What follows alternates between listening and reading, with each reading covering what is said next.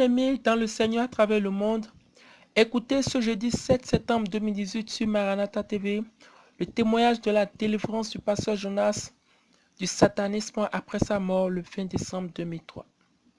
Eh oui.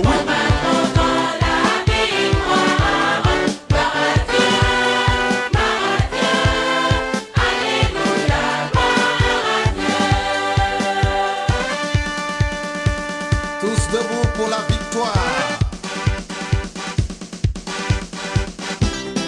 Je voyais Satan tomber du ciel comme un éclair.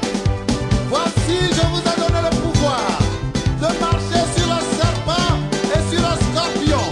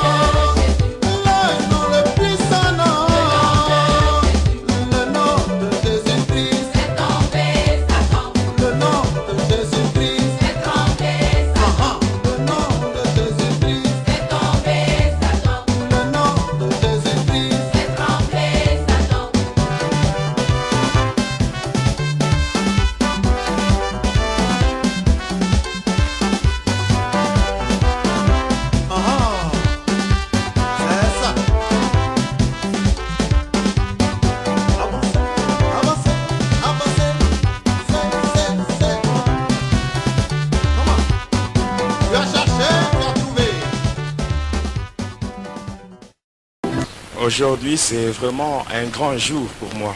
Leo kweli ni siku kubwa juu yangu, Un jour de joie. siku ya furaha, Le jour où je parle sur ce que le Seigneur Jésus a fait dans ma vie. siku ile nasema maajabu ile Bwana Yesu alifanya maisha yangu. Amen, amen. Amina. Avant cela, Mbele ya ile que le Seigneur Jésus ait pitié. Que le Seigneur Jésus ait pitié. Bwana Yesu apate kuhurumia Les petits sorciers qui m'ont piégé le mercredi passé. balozi kidogo bale walinikombanisha siku ya tatu ile ilipita. Ils ont fait un complot pour que je sois frappé de paralysie Balichangana ili nipate kupooza. à partir de la porte. Balikuwa kule kumulango. Eh bien aimé, faites attention. Wapendwa, mfanye angalisho. Et si j'attire l'attention des petits sorciers, faites attention. Hapa na kokota angalisho ya balozi kidogo kidogo. Je ne témoigne pas pour ma gloire, Sishuhudie juu ya utukufu wangu, mais je témoigne pour la gloire de Jésus. lakini nashuhudia juu ya utukufu wa Yesu Kristo. On ne se moque pas de Dieu. Aba mchezi yake Mungu. Amen. Amina. Déjà ceux-là qui étaient dans le complot, ils savent déjà de quoi je parle. Huko bale walichangana juu ya kunikombanisha, banajua ni kinini niko nasema. Amen, amen. Amina. Les petits sorciers. Amen. Amen. Bon, ce n'est pas ce qui nous intéresse pour la journée d'aujourd'hui. Haina kazi ile tutafanya siku ya leo. Pour la journée d'aujourd'hui, je parle sur ma délivrance. Siku ya leo niko nasema juu ya ufungulivu wangu. Lisons la parole de Dieu. Tusome neno la Mungu. Luc 15, verset 24. Luka 15 kistari ya 25. Luc 15, 24, nous lisons au nom de Jésus. Car mon fils que voici était mort, et il est revenu à la vie. Il était perdu, et il est retrouvé. Ils commencèrent à se réjouir. Kwa sababu mwana wangu huyu alikuwa amekufa na amefufuka. Alikuwa amepotea, sasa ameonekana. Nao wakaanza kufurahi pamoja. C'est un grand jour pour moi. Ni siku kubwa juu yangu. Jonas que vous voyez Huyu Yona munaona était perdu, alikuwa anesha kupotea, mais il est retrouvé. lakini anapatikana tena. Jonas que vous voyez, Jonasi huyu munaona il était mort, alikuwa anesha kufa, mais il est revenu à la vie lakini anarudi tena kuuzima par la grâce de Jésus. kwa neema ya Yesu. Voilà pourquoi, Ndiyo kwa maana avant d'entrer dans le témoignage, mbele ya kuingia mushuhuda, j'aimerais que tu adresses une petite prière à Dieu. nilipenda ufanye maombi mfupi kwa Mungu. Tu dis seulement à Jésus, Umwambie Yesu, Seigneur, j'ai besoin de contempler ta gloire Bwana, niko napenda niangalie bunene bwako au travers de la délivrance que tu as accordée à l'homme qui parle. kupitia ufungulivu ule ulimpatia ule mtu mwenye kuna shuhudia. Nous élevons nos voix et nous prions au nom de Jésus. Tupandishe masauti yetu na tuombe mjina la Yesu.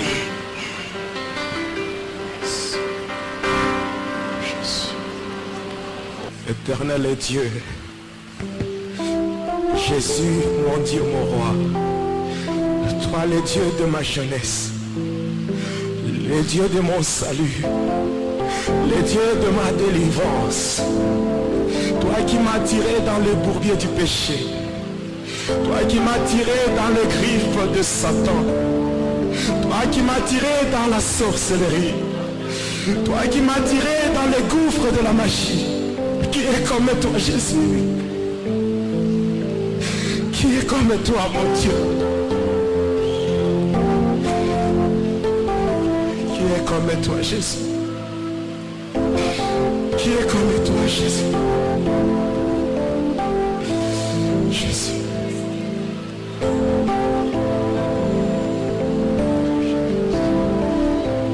Jésus. Jésus. Comme toi, Jésus, moi qui me nourrissais de la chair humaine, moi qui buvais le sang humain, Jésus, Jésus, moi un criminel, moi un assassin, Jésus.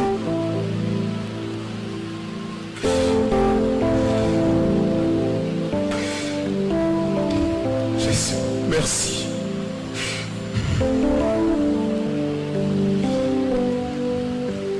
Merci Jésus. Merci pour tout ce que tu as fait dans ma vie. Que la gloire, l'honneur te soit rendu parce que tu es Dieu, le seul, l'unique vrai Dieu. C'est lui qui m'a attiré dans le séjour de mort. Oh Jésus, il y avait combien de satanistes dans le séjour de mort? Mais pourquoi moi Jésus? Oh Jésus, tu m'as tiré de là. Oh Jésus, tu as fait qu'aujourd'hui moi aussi je sois compté parmi les vivants. Tu ne t'es pas limité là, tu m'as réconcilié avec le Père. Et aujourd'hui, je suis aussi un enfant de Dieu. Tout ça à cause de toi, Jésus. Oh Jésus, laisse que la gloire te soit rendue. Béni soit ton nom. Couvre-moi dans ton sang, Jésus. Que ton esprit me prenne en charge. Afin qu'aujourd'hui, tout ce que je vais expliquer, je vais dire, puisse Seigneur montrer et refléter ta gloire. Au nom puissant de Jésus. Amen. Mes bien-aimés, c'est que le Seigneur Jésus a fait dans ma vie. Même mes parents biologiques ne peuvent pas le faire. Ça dépasse mon entendement. Parce que si j'essaie un peu de faire la rétrospection de ma vie, je vois ce que j'étais. Et je vois ce que je suis devenu. Tout ça c'est par la grâce de Dieu. Que le Seigneur Jésus soit glorifié. La fois dernière, c'est-à-dire le mercredi, j'ai parlé sur ce qui m'était arrivé lorsque j'étais entré dans une église. J'étais entré dans l'église, non pas avec l'intention de chercher à être secouru, parce que j'étais fâché. Étant entré dans plusieurs églises, sans trouver la solution à mon problème, ce jour-là, le 3 février 2003, lorsque je passais en route, j'entends dans une église, on parle sur la sorcellerie. Alors je me disais à moi-même, ces gens, ils parlent souvent sur la sorcellerie, le lien démoniaque. Mais si on leur présente un cas concret, ils ne font rien. Et ainsi je m'étais infiltré dans l'église pour invoquer le démon. C'est là où je m'étais arrêté le mercredi. J'étais tombé et on m'avait fait sortir à l'extérieur. Et par après, quand j'étais à l'extérieur, c'est à partir de ce moment-là que la communication avec Lucifer était rétablie. Et il m'avait demandé de rentrer dans l'église et de tuer 2 personnes. J'avais obéi et j'étais rentré. À la place où j'étais, j'avais laissé là-bas mon colis. Et j'avais récupéré cela. Et là, après je l'avais ouvert. J'avais soutiré de là un couteau. Et avec ça, ayant le couteau à la main, j'avançais maintenant. Et pendant que j'avançais avec le couteau, cette fois-là tout le monde avait peur. Parce qu'avec la masse que j'avais une déformation totale sur le plan physique. Avec le sport que je faisais, la culture physique, l'haltérophilie. Alors, avec cette masse-là et le couteau,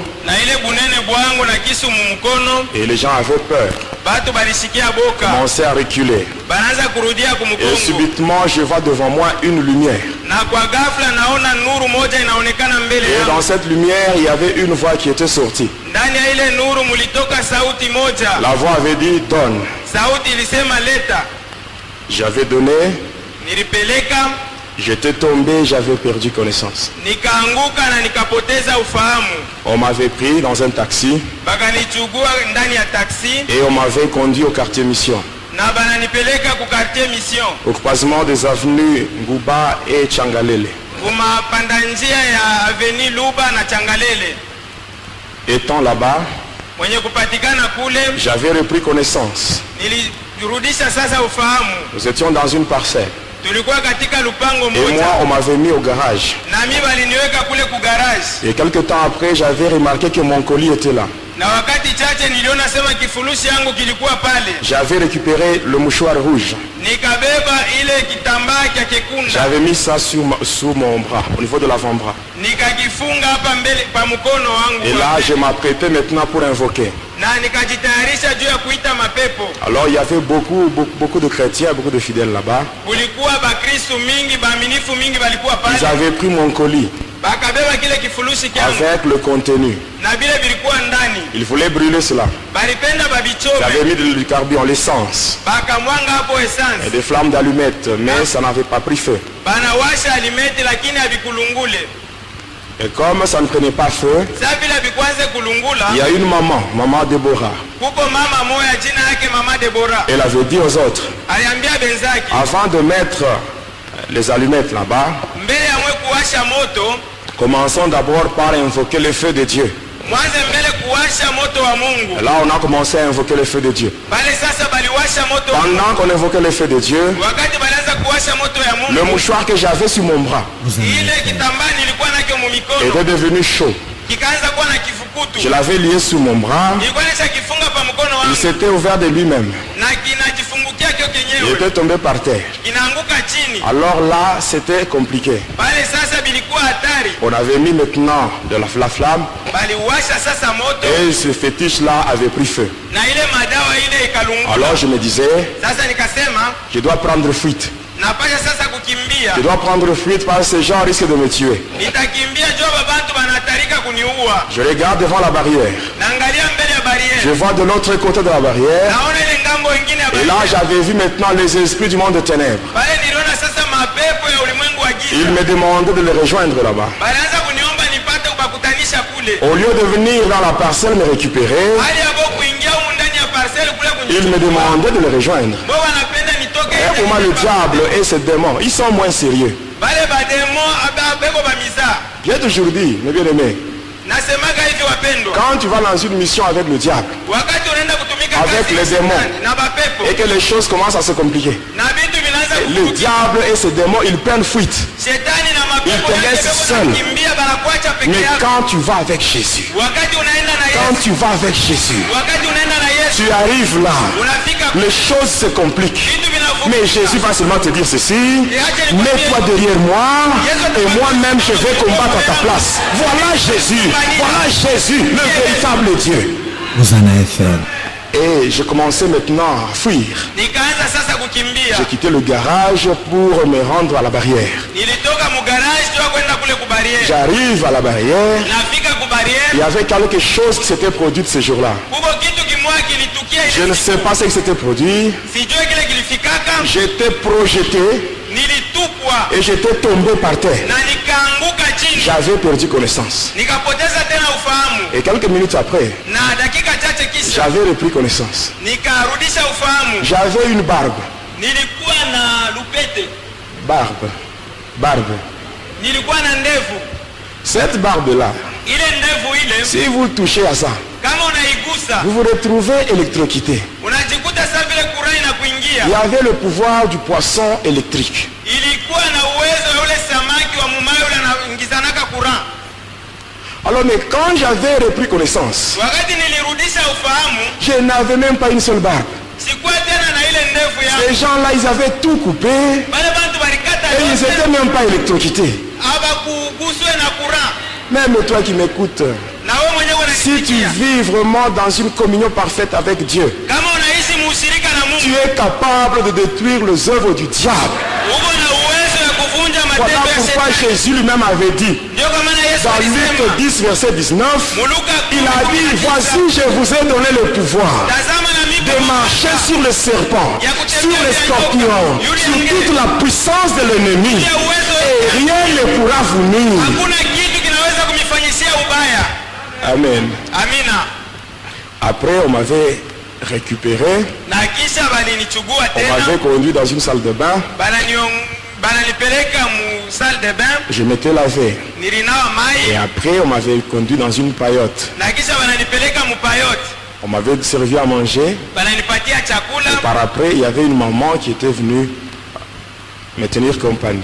na kisha kulikuwa mama moja anakuja kunisindikiza, Maman Déborah. mama Debora. Alors, elle me posait des questions Alianza kuniuliza sur mon passé. yule maisha yangu ya Et zamani les esprits na mapepo me disaient, alianza kuniambia ne dis rien. usiseme Ne dis kitu, rien. usiseme kitu, Tu dois seulement la tromper. umulande tu. Et là, je commençais à parler d'une manière superficielle. Pale nilianza kusema sawa vile unasema yuluyulu. Et pendant que je parlais superficiellement, j'ai mentais aussi. Wakati nilianza kusema yuluyulu, nilianza kuingiza mo na tubongo, Et par après, elle me dit, na kisha yake akaniambia, cette maman-là, ule mama elle me dit, tais-toi, ananiambia kaa kimya, tais-toi. kaa kimya, Mais dis aux démons, sema na mapepo, dis aux démons qui te disent de ne pas dire la vérité. sema na mapepo na Dis à ces nakwambia, démons de quitter ces lieux au nom de Jésus. sema na mapepo na nakwambia usiseme ukweli, toke paifasi mjina la Yesu. Comment est-ce qu'elle avait su que j'ai causé avec les démons? Namna gani yule mama alijuaga kwamba niko nasumbulia na mapepo? Parce qu'elle était habitée par le Saint-Esprit. Juu Roho Mtakatifu ilikuwa ishaikala ndani Et yake. quand elle avait dit ça, Wakati alisema vile, les démons étaient partis très loin. mapepo yanasimamia Et roho il me parlait de très loin. inaenda mbali kabisa. La personne qui m'avait dit d'ordonner aux démons de partir, Ule mtu aliniambia sema niamuru mapepo iondoke, ce n'était pas un homme, haikuwa mwanaume, ce n'était pas un papa. haikuwa baba yabo. La puissance de Jésus, Uwezo wa elle Yesu est donnée à toute personne qui marche dans la crainte de Dieu. anapatia kila mtu leo anatembea Voilà mwogopa wa Mungu. pourquoi Jésus lui-même avait dit, Ndio maana Yesu mwenyewe dans alisema Marc 16, 17, ndani ya Marko il avait dit, 16:17 anasema, voici le miracle tazama qui miujiza accompagneront tous ceux qui auront cru. itasindikiza watu Au wote. nom de Jésus, ils chasseront les démons. Mujina la Yesu watafukuza mapepo. Amen. Amina. Et après cela, Na kisha ile j'avais demandé à ce qu'on puisse me libérer. niliomba wapate kuniachiria sasa. On m'avait supplié. Bananisi On kabisa. m'avait dit non, ne pars pas. Bananiambia sema ushende. Parce que si tu rentrais chez toi, Juu kama unarudia kwako tu auras de sérieux problèmes avec les esprits. utapata mambo na ile mapepo. Moi, j'avais insisté Mie nilikaza et ils kabisa avaient fini par me libérer. na mwisho yote baliniacha. J'étais sorti, Nikatoka j'étais rentré chez moi. narudia kwangu. J'arrive chez moi, Nafika kwangu j'entre seulement dans la parcelle. naingia tu ndani ya lupango. Je regarde au niveau de la porte. Naangalia kumulango. Je vois une fumée Naona shimoko qui sortait de ma maison. inaanza kutoka kumulango. J'entre dans ma maison, Naingia ndani ya nyumba, j'ouvre la porte, nafungula mulango, je trouve tous mes fétiches en feu. nakuta ile madawa yangu Tout yote était brûlé. ilikuwa moto, inaisha Tout kulungula. était brûlé. Yote ilikuwa isha Mais kulungula. bien aimé, j'étais tombé à l'église, c'était en ville. Niliangukaka mukanisa, ilikuwa ni mutawi, Mais chez moi, c'était à la cité Kikula. lakini kwangu ilikuwa ni kusite kikula. Amen. Amina. Je rentre chez moi, Narudia kwangu, je trouve le feu nakuta moto sur tous mes fétiches, yule, ile madawa yote mes livres mystiques. yule, vile mabitabu yote ya Et bien siri. aimé, notre Dieu, Mungu wetu c'est le Dieu qui répond par le feu. ni Mungu yuko najibu C'est le kupitia Dieu qui moto, répond par le feu. ni Mungu yuko najibu kupitia Il y moto. a un sorcier qui te dérange au village. Kama kuko mulozi yule mwenyewe anakuzuri huko kumukini, Tu n'as pas besoin de te rendre au village. haupashe kwenda kule ukijiji. Toi, tu invoques le feu ici à Lubumbashi, Ingia moto, mais lui reçoit les feux là-bas, au village. Il reçoit les feux à partir de là. atasipokea moto. Ah, Jésus, il est terrible. Yesu ni hatari, Il est terrible. Je n'ai jamais vu un homme comme celui-là. siaonaka mutu sawa Yesu. Et par après, Na kisha yake la nuit, usiku je m'étais endormi dans ma maison. nikalala munyumba yangu. Arrivé à 2 heures du matin. Tunafika mu 2h du matin. Cette fois-là, c'était Lucifer, Satan lui-même qui était venu. Pale sasa ni Lucifer, shetani ye mwenye ndo alikuya. Il me dit, Ananiambia, rentre là-bas. rudia kule. Tu dois tuer 2 personnes. Uniuie batu bawiri. Parce que c'était déjà le 4. Juu ilikuwa Le le 4. 4. Le délai devait expirer le 5 février. Na dele ilipasha kumalizika le 5 Et il me février. dit, si tu n'arrives pas à tuer ces 2 personnes-là, Anasema kama uwe bale batu bawiri, le le 5 c'est toi-même qui mourras. Le 5 février ni wewe ndio utakufa. Alors le matin, Sasa asubuhi j'étais rentré là-bas, nikarudia kule à l'église où étaient logés les serviteurs de Dieu. kukanisa kule kulikuwa watumishi wa Mungu. Alors quand j'étais arrivé là, Wakati nilifika juste kule, quand j'étais au niveau de la barrière, wakati nilifika tu pa ces barriere, gens-là quand ils m'avaient vu, wale bantu wakati ils waliniona étaient très contents, balifurahi très sana, contents. banafurahi sana. Alors j'étais entré Sasa niliingia, avec la mission de tuer 2 personnes. nilikuwa na ile kazi ya kuua watu wawili. Je faisais tout ce qui était possible pour les énerver. Nilianza kufanya yote ile iliwezekana ili nipate Mais kubalengamisha, eux, ils me regardaient lakini bo banaanza kuniangalia avec joie, na furaha, malgré tout ce que je faisais. ingawa yote ile nilianza Ils ne kufanya, faisaient que manifester devant moi l'amour. bo banaanza kuonesha mbele yangu Et mapenzi. à cause de cet amour-là, Kwa ajili ya ile mapendo je n'avais pas su balinionyesha, les atteindre. sikuweza na muda ya L'amour, c'est une arme kuwakombanisha. efficace contre la sorcellerie. Mapendo inakuwa silaha ya nguvu ya kukombanisha nayo bulozi. Alors, j'étais là, Nilikuwa pale, arrivé vers 18h. tunafika ma 18h, Il m'avait même demandé de rester là-bas. bananiomba sema nibakie kule. Arrivé à 18h, Nafika ma 18h, je savais que j'avais raté ma mission. nilijua ya kwamba sikutimiza kazi vile Et je baliniambia. savais qu'à minuit, le 5, Nilijua kusema muma minui le le 5 diable allait me tuer. shetani alipasha kuniua, Et avant de mourir, na mbele ya kufa il devait envoyer des esprits méchants alipasha kutuma mapepo pour mchafu me tabasser. juu nipike mbele, Et je savais que j'allais mourir seulement après avoir subi des douleurs impossibles. na nilijua kwamba nilipasha kufa kisha kusikia maumivu ya nguvu. Alors je m'étais dit à moi-même, Sasa nikajisemezea ndani Je te yangu dis mwenyewe, ceci. nikasema hivi, au lieu de subir des douleurs avant de mourir, baada ya mi kuishi ile maumivu mbele ya mi kufa, je dois mettre fin à ma vie. napasha kujiua mi mwenyewe.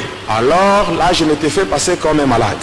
Sasa pale najifanya sasa vile niko mgonjwa, J'avais demandé à une maman qui était là, maman Alphonsine Kaloubi, na muomba mamamu alikuwa pale, mama Alphonsine Kalubi, j'avais demandé de me payer des produits contre la malaria.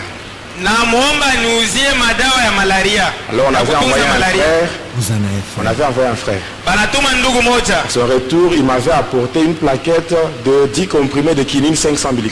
ananiletea plaketi moja ya kinini ya dikomprime 500 mg Et 6 comprimés de paracétamol. na 6 comprime ya paracetamol, Et on m'avait même présenté une chambre où je devais passer la nuit. na bananionyesha chumba ya kularia mule nipasha kularia. J'étais là, Nilikuwa pale, arrivé à 23h30. nafika ma Je 23h30, m'étais dit ceci, nikajiambia hivi, au lieu de mourir après avoir reçu des douleurs, pahali ya kufa akisha kupokea maumivu, je dois mettre fin à ma vie. nimalize mi mwenyewe maisha yangu. J'ai pris 10 comprimés de quinine 500 mg. Nikabeba dikomprime ya kinini 500 mg, J'avais bu cela en une seule prise. nikaikunywa yote mara moya. Je prends les 6 comprimés de paracétamol. Nabeba 6 comprime ya paracetamol, J'avais bu également. nikaikunywa yote mara Et je moya, m'étais allongé na nikalala avec l'espoir na ile tumaini de mourir en plein sommeil.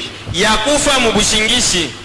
Mais le lendemain matin à 7h, Lakini kesho yake asubuhi mu ma 7h j'ouvre les yeux, nafungula je macho, me rends compte que je suis en vie, navumbula kwamba je sikukufa, n'ai même pas de malaise, sina hata na je maumivu, n'ai même pas de battement dans les oreilles. sina hata na ile makelele ya kinini mu mashikio. Vous voyez, quand vous prenez un seul comprimé de quinine, hein, Unaona kama unakunywa kinini vous voyez kimoja, les effets secondaires. munasikia vile munasikia Quand kisa vous prenez kunywa. 2, Wakati unakunywa biwili, et moi j'avais pris 10, mimi nilikunywa 10 mara moya, tout cela pour mettre fin à ma vie. yote ile juu ya kujiua. Parce que les choses que j'avais touchées Juu vile vitu niligusaka étaient devenues compliquées. bilikuwa vya matata. Toi qui m'écoutes, We mwenyewe toi kunisikia, qui continues encore à traîner avec les fétiches, we mwenyewe ungaliko unabakia na je madawa, t'assure, na je kuhakikisha t'assure, na il kuhakikishia y aura un temps. kutakuwa wakati Ces mmoja choses-là vont te compliquer. vile vitu Tu vitakuvuruga, vas chercher la mort, utatafuta mais tu ne la kifo, verras pas. lakini Tu as l'occasion, donne ta vie à Jésus, uko na bahati ya abandonne tes kupatia. histoires, Weka maisha yako kwa abandonne la Yesu. saleté que tu as. Acha kule buchafu kwa La hapo. sorcellerie, c'est la saleté, mes bien-aimés, la saleté. Ulozi ni buchafu, ni buchafu, ni buchafu wapendwa, ni buchafu.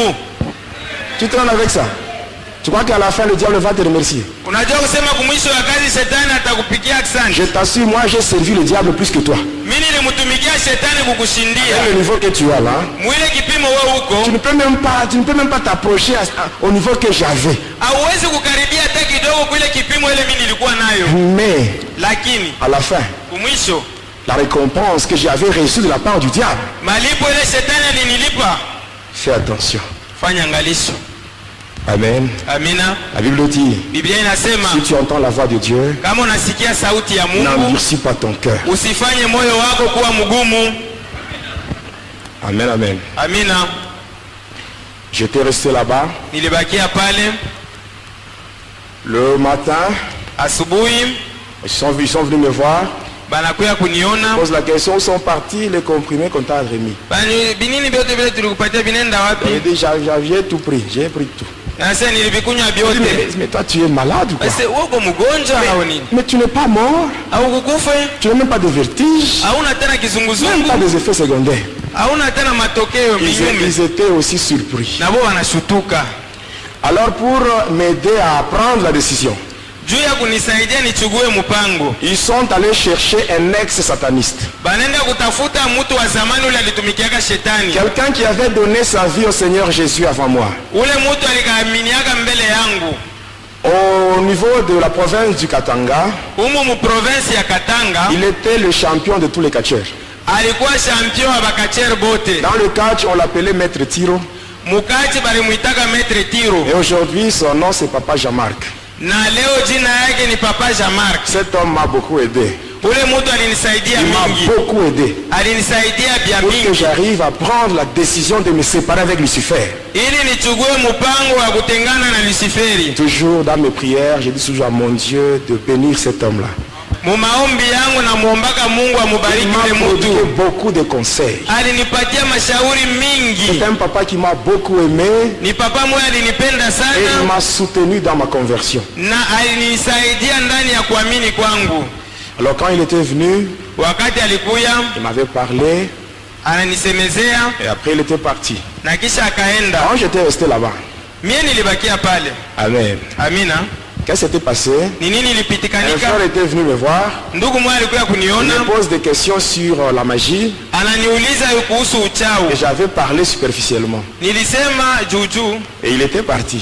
na yeye Mais alienda. ce que j'avais fait Na vile nilifanya avait créé des problèmes. bili nizaria mambo. La nuit, Bushiku les démons sont venus. mapepo ikakuya Aux environs de 23h30. muma 23h30.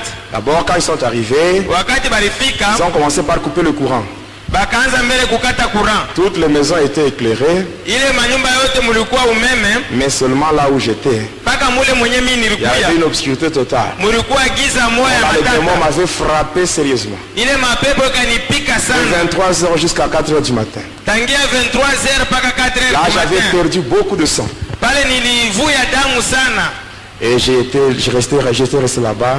Nilibakia pale, J'ai été resté là-bas, j'avais fait au moins 5 mois. nilibakia pale nilifanyaka hapo miezi 5. Mais dans les 5 mois-là, Na mwile miezi 5 je n'ai pas trouvé la délivrance. sikupata ufungulivu. Amen. Amina. Il y a certains détails que je saute. Hein. Kuko vitu vingine mauketo ingine niko nalukia. Alors, avant de quitter cet endroit-là, Mbele ya mimi kutoka pa ile fasi. qu'est-ce qui m'était arrivé? Ni nini linifikia? Un jour, on m'avait fait entrer en jeûne. Siku moja balisema nifunge chakula. J'étais en jeûne. Niliingia mu mafungo. Arrivé le 3e jour, Nafika msiku ya 3. j'avais vu une maman qui était venue avec une radiocassette. Niliona mama moja alikuwa na radio cassette. Elle avait mis dans la chambre où j'étais, Anaweka mwile chumba nilikuwa, il y avait un cantique kulikuwa wimbo moja d'un frère. ya ndugu Un moja. frère que j'aime bien. Ule ndugu nampendaka sana. Ce frère-là Ule ndugu ule s'appelle Denis Ngonde. jina yake ni Denigo. Son album là, Nakanisi. Ile mwimbo yake na kanisi. C'est ce qui m'avait poussé à prendre la décision. Ndio ile ilifanya nipate kuchukua Je ne sais mpango. pas si vous avez déjà suivi cela attentivement. Sijui kama mnaisha kufuataka ile mwimbo na akili On yote connaît la mnatupia hapo. profondeur de ce cantique-là. Mnafuata uketo wa ile mwimbo. Il dit, si je suis en vie, Anasema kama niko mzima, je ne dépasse en rien ceux qui sont morts. misipite mukitu kubale banesha kufa. Et pendant que je suivais cela, Na wakati nilianza kufuata ile, comme s'il y avait une voix qui me disait, yuko sasa sauti moja ilianza kunisubutisha si tu es en vie, kama uko mzima tu ne dépasses en rien les satanistes et les magiciens qui sont morts. aupite mukitu batu ya kishetani na bauchawi bale banesha kufa. Et là, je me disais vraiment, je dois maintenant tout dire aux hommes de Dieu. Pale nikajisemezea sema nitasema biote kubatumishi ya Mungu. Juste quand j'ai pris cette décision, Pale tu nilichugua ile mpango. oh, cette fois-là maintenant, c'était les sorciers de l'église qui commençaient maintenant à me combattre. Pale sasa ni balozi ba mukanisa ndio wanapia kunikombanisha. Mais bien aimés, Bapendwa quand vous bangu, venez à l'église, ne croyez pas que c'est tout le monde qui vient chercher Dieu. wakati Mungu anakuja ukanisa usiwazie kwamba ni batu yote wanakuja juu ya kutafuta Mungu. Quand tu viens à l'église, hein, Wakati unakuja ukanisa, tu dois vraiment te confier seulement dans le Seigneur. wewe ujiache tu mikono ya Bwana. Le salut est individuel. Okovu ni ya kila mtu palwake. Alors il m'avait combattu. Sasa walinikombanisha. Alors j'avais pris la décision de quitter Nilibeba mpango ya kutoka et de rentrer chez moi. na kurudia kwangu. Mais en quittant ces lieux, Na mkutoka pa ile fasi, on m'avait remis une Bible. bakanipatia Biblia. J'étais rentré à la cité avec la Bible. Nikarudia kwangu na ile Biblia. Étant arrivé à la maison, Nafika kunyumba, mon père, mes frères et sœurs, baba yangu, banduku yangu banaume na ceux qui banamuke, m'avaient chassé, bale balinifukuzaka. quand ils m'avaient vu avec la Bible, Wakati baliniona na Biblia, ils croyaient que j'étais délivré. baliwazia kusema nesha kufunguliwa. Être enfant de Dieu, ce n'est pas avoir la Bible. Kuwa mtoto wa Mungu haina kutembea na Biblia. Être enfant de Dieu, c'est naître de nouveau. Kuwa mtoto wa Mungu ni kuzalika kipya. J'étais à la maison, Nilikuwa kunyumba le délai était déjà expiré. Hein. na ile kuingia masiku balinipatia ilikuwa Étant à la shakupita. maison, Mkufika kunyumba la nuit, usiku, le diable me visite. shetani Il me ananipegua, rappelle ananikumbusha que je devais lui donner 2 personnes. ya kusema napasha kumupatia batu bawili. Alors là, je ne savais pas quoi faire. Pale sikujua tena kya kufanya. J'étais allé voir un pasteur Nikaenda kumwona pastori moja à l'église méthodiste, kukanisa kimetodisti, le pasteur René Fan. ule pastori René Faye. Quand j'étais en route sur l'avenue Lumumba, je me rendais vers l'église. Wakati nilikuwa munjia mwaveni Lumumba, nilianza kwenda ukanisa, Les démons étaient arrivés sur la route. mapepo yananikuta mule Et il y munjia, avait une forte odeur de parfum qui était répandue sur toute la route. na kulikuwa harufu ya manukato ya nguvu ile La- les ilishikilika gens mule fuyaient. munjia, na bantu wanaanza kukimbia. Ce n'était pas facile pour arriver à l'église. Haikuwa kepesi nifike Mais quand j'étais ukanisa. arrivé, Wakati le nilifika, pasteur avait prié pour moi. pastori ananiombea, J'étais tombé par terre. nikaanguka Et chini, par après, na kisha je yake devais rentrer à la maison. nilipasha kurudia Le kunyumba. pasteur me donne un frère, Pastori ananipatia ndugu moja un mugisa intercesseur na muombezi pour m'accompagner. juu ya kunisindikiza. Étant arrivé à la maison, Nafika kunyumba, je m'étais allongé dans le canapé. nikalala mukanape. Quand j'étais là, Wakati on nilikuwa me pale, contacte à partir du monde de ténèbres. upatano na ile dunia ya giza, On me dit, ananiambia tue cet homme. uwa huyu mtu. Et là, je l'avais pris comme ça, je Pale sasa nikamubamba hivi, l'avais jeté par terre. nikamutupa chini, Et je m'étais assis sur sa poitrine et je l'étranglais avec mes mains. nikamwikalia pakilari na naanza kumufinya Et panshingo. subitement, mon petit frère, celui juste qui vient juste après moi, Na mara moja mdogo yangu ule anazalika kisha mie il était entré dans la maison. akafungula mlango anaingia Et munyumba, il m'avait appelé. akaniita.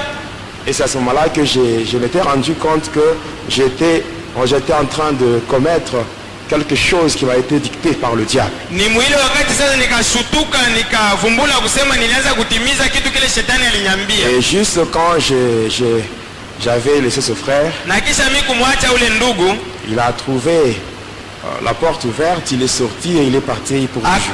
akaona tu mlango wazi, akatoka anaenda.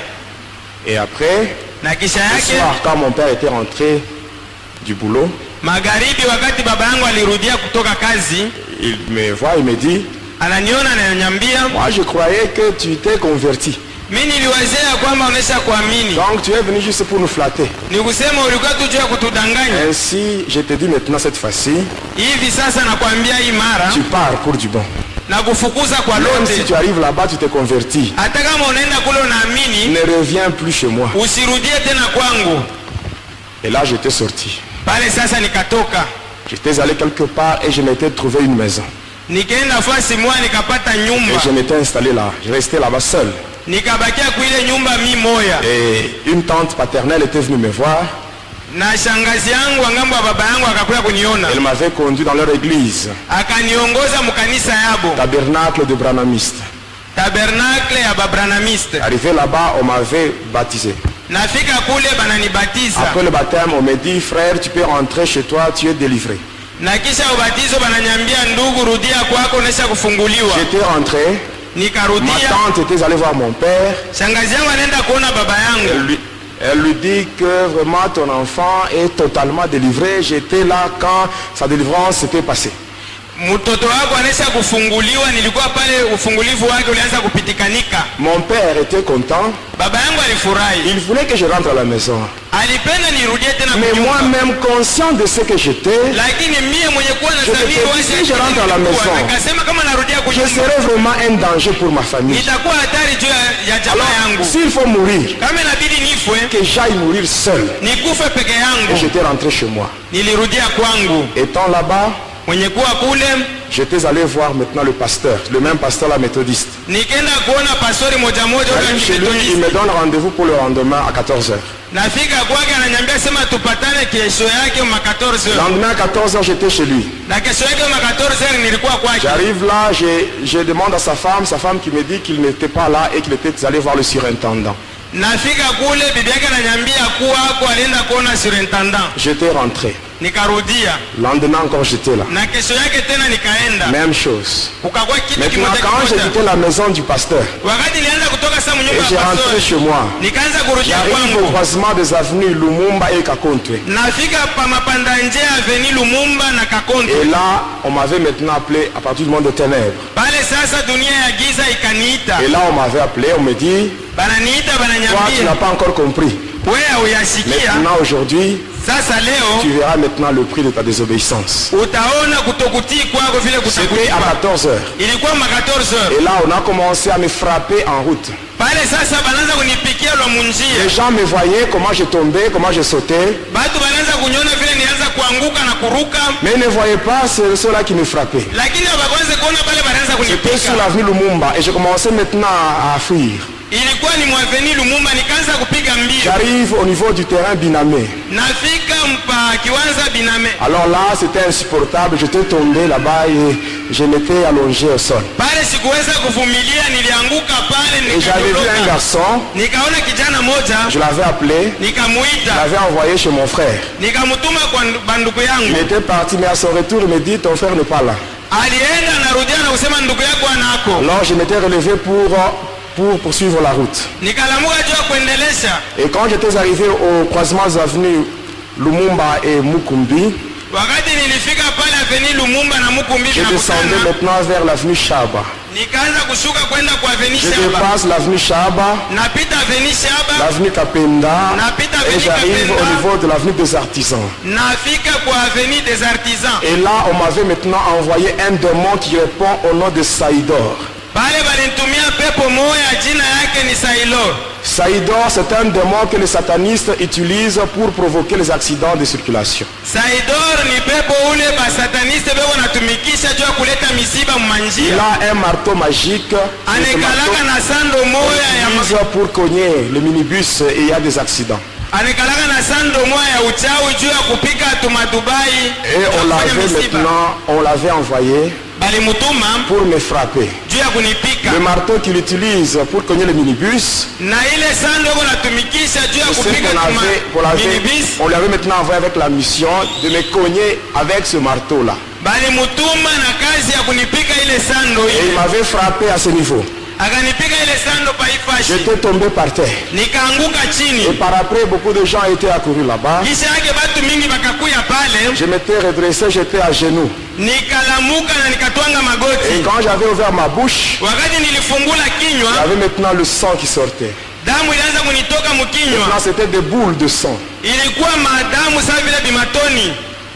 Et les gens qui voyaient cela, Bantu wanaanza kuona vile na ils vitapika. avaient pitié de moi, ils voulaient me conduire à l'hôpital. Bali nishikilia buluma walipenda Alors wanipeleke là, kwa hospital. j'avais manifesté une opposition. Pale nikakatala. Parce que je savais que si on me conduisait à l'hôpital, c'est là où on devait m'achever. Nilijua kusema kama naenda ku hospital ndio kule batenda kuniuia. Et je m'étais relevé, j'ai continué. J'arrive à un certain endroit, il y avait un petit pont.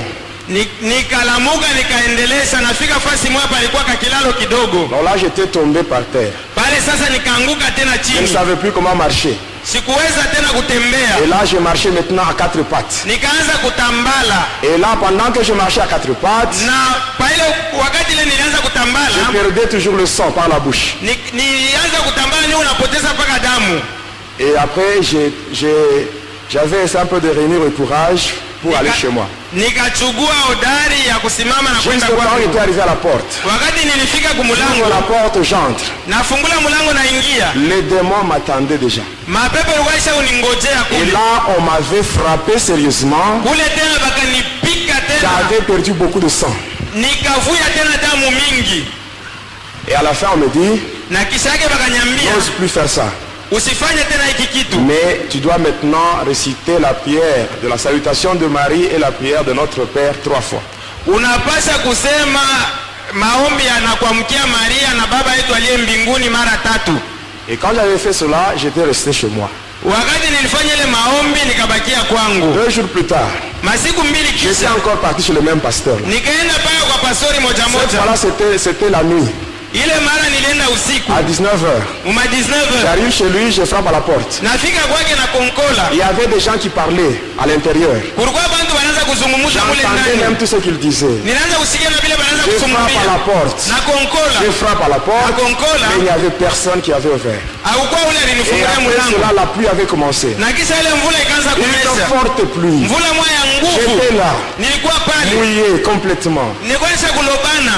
Alors j'avais ramassé un petit caillou. Nikalokota kariwe Je kajiwe me kidogo. disais, si je Nikasema frappe avec la main, kama na konkola na ils ne mkono vont pas entendre à cause du bruit créé par la pluie. abata sikia kwa Que ajili ya je frappe makelele ya avec une mvula. pierre. Nikonkole na haka karibu. J'avais frappé Nikakonkola na jusqu'à karibu 22h mpaka ma 22h. sans réponse. Aba kunijibu. Et j'ai sorti maintenant de la parcelle du pasteur Nikaanza kutoka sasa mulupango ya et pastori je rentrais maintenant. na nikaanza kurudia. Aux environs de 22h30. Muma 22h30 J'arrive toujours au croisement des avenues Lumumba et Kakonte. nafika pale Lumumba na Kakonte pia nakutanishana. Là vraiment, j'étais au bout. Pale nilifika kumwisho. Je m'étais mis à genoux. Nikatwanga magoti. Et là, j'ai pleuré. Na pale nikalia. Il y avait une forte pluie.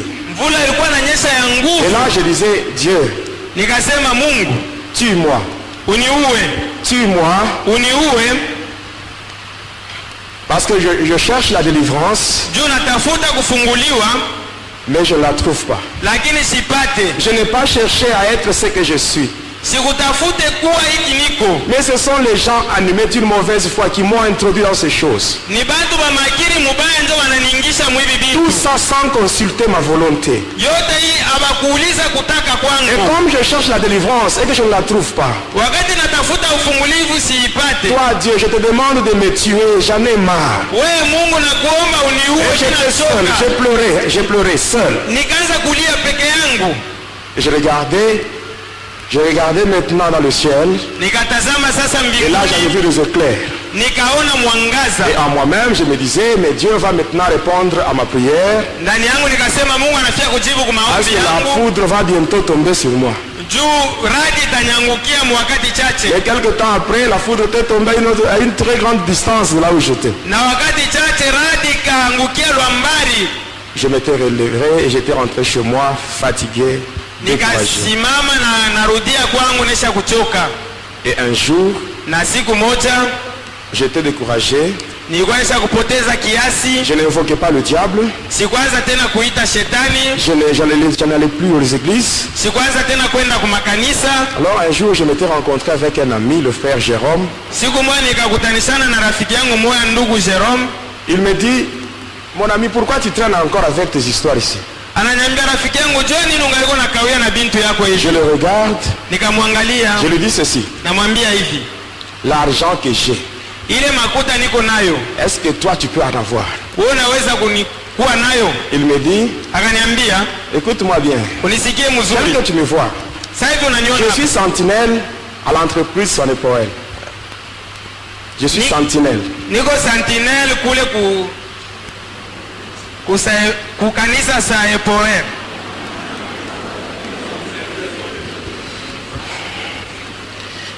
Et il me dit, Na bakaniambia à la fin de chaque mois, kumwisho wa kila mwezi on me donne mon petit salaire.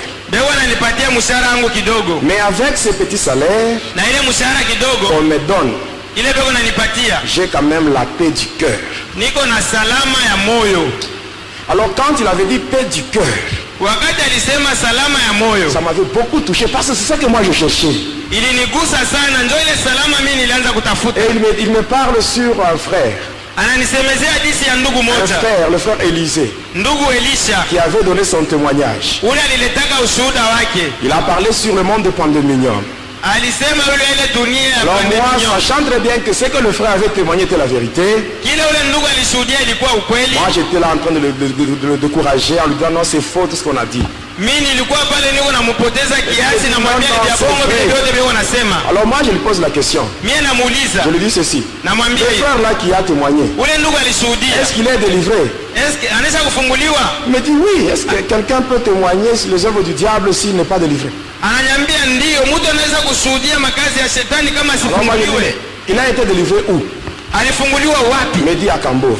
Ananiambia kukambovu. Alors en moi-même je me disais, Ndani yangu dès que je me nikajiambia, sépare avec ses frères, je rentre chez moi, je paie le transport, je vais à Kambov pour chercher ce pasteur-là. niko narudia kwangu, nabeba makuta, nalipa transport, niende kukambovu nitafute ule pastori. Mais il me dit, non, ça ne vaut pas la peine. Ananiambia kusema Le pasteur là n'est plus à Kambov. ule pastori ana tena Mais kukambovu. il est ici à Likasi. Eko mu mulikasi, Là il me donne son nom. ananipatia jina Oh, c'est yake. le même pasteur. Juu pastori moja moja Je me rendais chez lui, mais il n'était toujours pas là. nilianza kwenda kwake, lakini sikuanza kumkuta. Alors je dis, mais tu te moques de moi. Nasema unanichekelea. Il me dit, ça va. Comme ce pasteur-là, tu ne l'as pas vu. Sasa vile ule pastori haukumkute, Je te donne l'adresse de notre pasteur. na kupatia anwani ya pastori Il mwingine. voulait me donner le numéro du pasteur. Alipenda kunipatia namba ya simu ya C'était un pastori. numéro Vodacom. Ilikuwa namba ya Vodacom. Il commence avec 081. Anaanza na 081. Mais au lieu de continuer, il me dit, non, je ne te donne pas son numéro. Baada ya kuendelea anasema sitakupatia hii namba. Parce que je sais, je donne ton numéro. Juu kama nakupatia hii namba, Tu risques d'aller donner ça au diable pour compliquer le pasteur. unaweza kumpatia huyo shetani juu kwanza kumgombanisha pastori. Mais comme si tu as besoin vraiment de l'aide de ce pasteur-là, Kama unapenda upastori akusaidie, pas seulement chez lui. uende tu Il kwake. m'avait donné l'adresse. Akanipatia J'étais anwani. rentré chez moi. Nikarudia kwangu, J'étais rentré chez moi. nikarudia kwangu. C'était le 8 décembre Ilikuwa le 8 Desemba 2003. 2003. Je rentre chez moi, je m'échange Narudia kwangu, nabadilisha manguo, et j'étais allé chez le pasteur. nikaenda kwa pastori. J'arrive chez lui, je frappe à la porte. Nafika kwake na Sa konkola, femme m'avait très bien accueilli. bibi yake kanipokelea na Et furaha on yote, m'avait conduit au salon. na bakaniingiza msebule. Quelques 5 minutes après, le pasteur était venu. Dakika 5 kisha pastori akakuja, Il avait prié. Et akaniombea, après, il m'avait demandé le pourquoi de ma visite. na kisha akaniuliza na kuia nini. J'avais expliqué.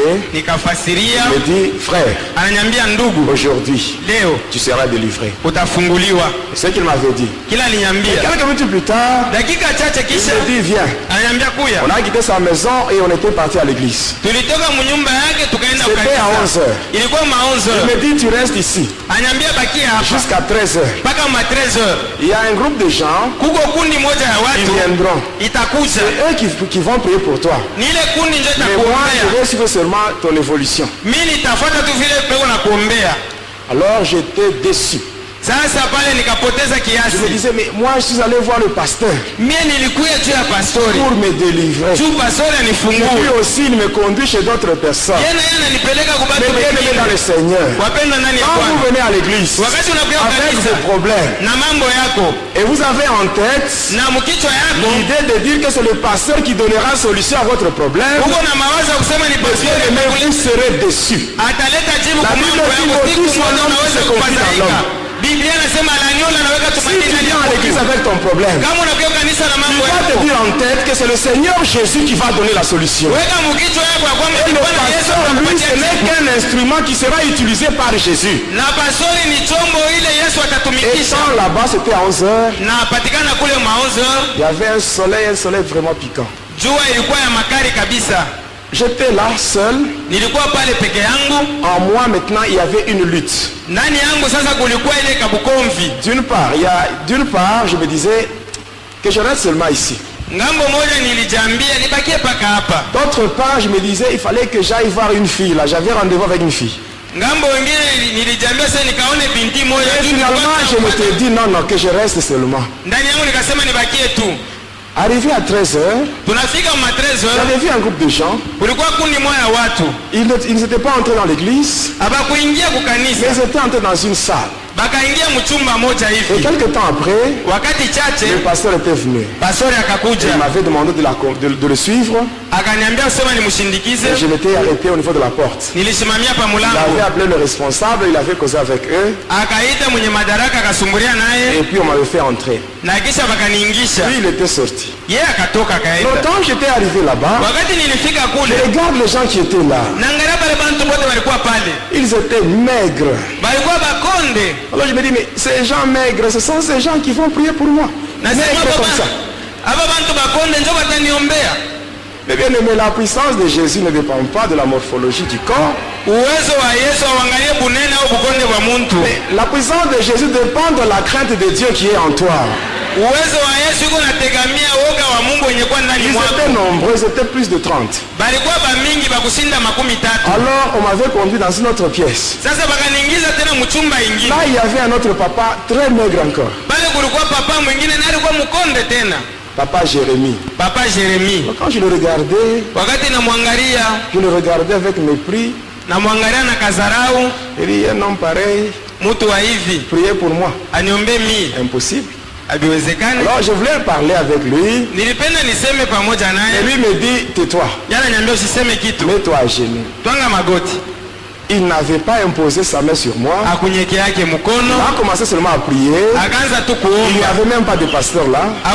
C'était seulement des intercesseurs seulement. Ils ont commencé à prier. Et après, les feux était descendu sur moi. Le feu commençait maintenant à me brûler. Alors là c'était devenu impossible. Alors je me disais que j'envoie maintenant un démon. Un démon volant qui était en moi. Je l'avais envoyé. Et il était entré dans une sœur parmi les intercesseurs. Quand tu n'es pas dans la crainte de Dieu, ne t'hasarde pas de chasser les démons. La sœur, quand elle était touchée par ces démons, elle était tombée par terre. Elle avait perdu connaissance. Pour moi, ce que j'avais fait, je me disais, lorsque la sœur va tomber, lorsqu'elle va tomber, ces gens vont me laisser. Ils vont s'occuper de cette sœur. Mais à ma grande surprise, au lieu de me laisser, ils s'étaient divisés en deux groupes. Un groupe s'occupait de la sœur et l'autre groupe s'occupait de moi. Alors le feu était devenu impossible. J'ouvre les yeux mystiques. Je regarde par le mur. Même le mur là était transformé en flamme de feu. C'était impossible de sortir. Mais les démons étaient de l'autre côté. Ils me demandaient de le rejoindre. Et par après j'étais tombé, j'avais perdu connaissance. Et quelques temps après, quand j'étais maintenant revenu à moi-même, j'étais là debout. Debout. Et avec tous ces gens là qui m'entouraient. Alors papa Jérémie s'était approché de moi. Il me dit frère, comment t'appelles-tu? Mais bien aimé, ce jour-là, j'avais oublié mon nom. J'avais oublié mon nom. Et là je commence à dire, je m'appelle. J'avais oublié mon nom ce jour-là. Et il me dit, Dieu dit ceci, ton nom à toi, c'est Jonas. C'est Jonas.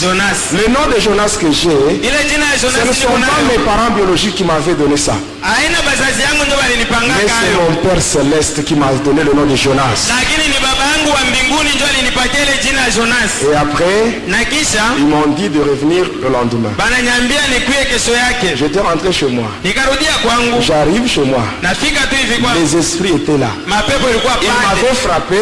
Bakanipika. J'avais saigné Nikatoka damu par les narines, les oreilles, même la bouche. mumpua Une masikio oreille na était mkichwa. bouchée. Na masikio ikafunga. J'étais resté là. Nikabakia Je pale. disais, je n'irai jamais à l'église. Nikasema sitaendaka tena ukanisa. Maintenant, les gens là qui priaient pour moi, qui avaient prié pour moi, Bale bantu bale quand baliniombea. qu'ils avaient constaté que je ne venais pas, Wakati waliona sema et sikukuja. s'étaient arrangés pour me chercher. Bo banatoka kule banakuja kunitafuta. Et ils m'avaient trouvé. Na banapata pale nilikuya. Quand ils m'avaient retrouvé, Wakati wanapata pa nyumba yangu. amen, hein, Amina. on était parti avec eux à l'église. Tulienda nabo Ils ukanisa. avaient prié pour moi. Bakaniombea. Et quand ils avaient prié pour moi, Na kisha j'étais kuniombea. rentré. Nikarudia tena. Arrivé un jeudi, Nafika jeudi moja j'étais dans ma hivi. chambre. Nilikuwa mchumba yangu. Et étant dans ma chambre, Mwenye kupatikana ndani ya chumba. je dis seulement ceci. Nikasema Je hivi. me disais à moi-même, Nikasemezea ndani yangu si mwenyewe. le diable pouvait me remettre tout ce qu'il avait pris. Kama shetani anaweza kunirudishia vile vyote alishaunibeba. Amen. C'est ce que j'avais dit. Ndio kile nilisema. Je m'étais mis au lit. Nikapanda pa Le kitanda matin vers 5 heures, na asubuhi ma 5 heures. je me réveille, je regarde sur la table. Nalamuka naangalia pa meza, Il y avait un flacon palikuwa kachupa qui kamoja. contenait mes ongles, ma salive, mes cheveux. Mule mulikuwa mankucha yangu, mate yangu Tout était na là. nywele yangu, yote ilikuwa ndani ya kale kanchupa. J'avais dit, si le diable pouvait me remettre, Nasema kama shetani s'il pouvait remettre ce qu'il avait pris, aliweza kunirudishia bila j'avais kuchukua. réclamé Nilibilomba et il avait remis. na anabirudisha. Même toi, tu peux réclamer ce que les sorciers ont volé dans ta vie. Hata wewe unaweza Tu peux réclamer au nom de Jésus. Il faut remettre, il faut remettre, il faut remettre. Batakurudishia. Et quand j'avais vu cela, Wakati niliona ile j'étais sorti. nikatoka. J'arrive dans la toilette, je jette cela dans le trou du WC. Nafika kule kuwese na itupa muntundu ya wese. Et j'étais rentré dans ma chambre. Nikarudia mchumba. J'arrive dans ma chambre, Nafika mchumba je yangu. regarde sur ma table. Naangalia pa Le meza. petit flacon que je venais de jeter, Kale kanchupa kale natokea kutupa. je le retrouve encore sur la table. Nakakuta tena pale pa meza. Alors je me dis, Najambia cette fois-ci, hii mara je l'amène à l'église. niipeleke sasa kukanisa. Et j'étais parti à l'église. Nikaenda kukanisa. C'était le vendredi 19 décembre. Ilikuwa mkazi tano 19 Desembre. Et j'étais arrivé à l'église. Nafika kukanisa. On avait prié pour moi. Baliniombea. Et après, on m'avait dit, Na kisha bananiambia la nuit, usiku nous aurons une veillée de prière. tutakuwa na makesha ya Il maombi. faut que tu fasses tout pour venir ici. Fanya yote ukuwe mwile makesha. J'ai rentré chez moi. Nilirudia Mais avant kwangu. d'arriver chez moi, Mbele ya mimi kufika je kwangu vais passer nilipita chez la sœur qui était la mère de ma fille. kwa ule dada alikuwa mama yake ya binti wangu. Je lui avais dit ceci. Nikamwambia hivi, Moi aujourd'hui, mie leo j'ai décidé nachukua mpango de rompre ya et kukatana de donner tous mes fétiches. na kuleta madawa yangu Je sais yote. que toi tu as vécu avec moi. Na yeye kusema wewe uliishi na mie. Donc tu es possédé aussi. Ni kusema unesha kushikwa. Ainsi le soir tu vas m'attendre ici. Magharibi utanichunga Je hapa. viendrai te chercher pour qu'on aille ensemble avec l'enfant à l'église. Nitakuya kukuchugua ili twende pamoja na mtoto kukanisa. J'étais rentré chez moi. Nikarudia kwangu. Arrivé chez moi, je trouve sur ma table une lettre ultimatum.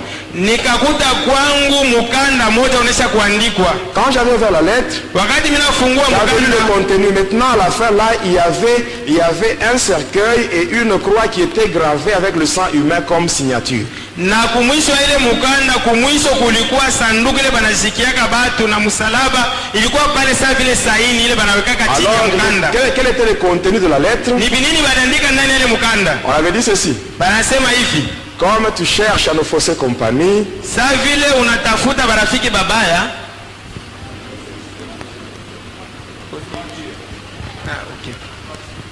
Saa vile unatafuta kutuachilia, sache qu'aujourd'hui, jua ya kwamba leo tu vas mourir utakufa à minuit. Tu mumaminui, vas mourir. utakufa. Ça, c'est la décision du grand maître. Hii ndio mwalimu mkuu anachukua kama mpango. Et c'est lui qui avait écrit cette lettre-là. Na ule aliandika ile mukanda, C'était le docteur Kailash Paiba qui est parmi les divinités indiennes. ilikuwa Dr. Kailash Paiba mwenye kuwa katika bamungu bakihindi. Alors j'avais pris la lettre Nilibeba ile mkanda et je m'étais dit, nikajiambia s'il faut mourir, kama inabidi nikufwe je vais mourir nitakufa si le Seigneur Jésus lui-même le permet. kama Bwana Yesu anaruhusu J'ai pris la nikufwe. lettre, Nabeba ile je mkanda l'avais déchirée naipasula et j'avais jeté. na nikaitupa, Je m'étais mis dans ma chambre au lit. nikalala pa kitanda yangu. Arrivé vers 19h, Inafika ma je 19h voulais maintenant me préparer pour aller à la veille de prière. nikapenda kujitayarisha La juu ya kwenda c'était kumakesha ya maombi. compliqué. Pale ilikuwa matata kabisa. Dans ma chambre, il y avait une forte odeur de parfum. Ndani ya chumba yangu kulikuwa harufu mkubwa ya Je manukato. sentais des douleurs au niveau des articulations. Nikasikia maumivu kwa maunganio yote. Alors en moi, je me disais, Ndani yangu nikajisemezea, bon, ils ont dit que je vais mourir aujourd'hui. balisema nitakufa leo. Autant que je reste, Nibakie tu, que je meure ici, nikufie humu. parce qu'on a dit que je vais mourir aujourd'hui. Ndio balisema nitakufa leo. Mais par après, je me dis, Na kisha yake nikasema, si je mourais ici, kama nikakufia hapa, mon corps mwili ne wangu sera pas enterré. habataizika. Alors s'il faut mourir, Kama inapasha nikufwe, que j'aille mourir à l'église. niende nikufie tu kukanisa. Ainsi, si je meurs à l'église, Kama nakufia kukanisa, ma famille pourra récupérer mon corps pour l'enterrer. jamaa yangu itabeba hata mwili wangu baenda kuizika. Alors là, j'étais sorti, Pale sasa Avant de nikatoka, sortir, mbele ya kutoka j'avais récupéré tous les livres mystiques, nikabeba ile mavitabu yote ya tout ce uchawi, qui était resté, madawa yote j'avais mis le ilipakia, tout dans mon sac, nikaiweka yote msakoshi j'avais pris yangu, cela nikabeba et je me rendais à l'église. nikaenda nayo kukanisa. Avant d'arriver à l'église, Mbele ya kufika je kukanisa, passe chez la sœur, je la prends avec l'enfant. nafika kwa ule dada na Et quand on mtoto était na en mtoto. route, Wakati tulikuwa munjia, On arrive à une petite distance là de l'église. tunafika mumametero kidogo mbele ya kufika kukanisa, Un esprit me dit, pepo moja ananiambia ne va pas à l'église. usiende kukanisa. J'ai dit à la sœur, Namwambia ule dada, bon, moi je rentre par ici. mimi narudilia tu hapa.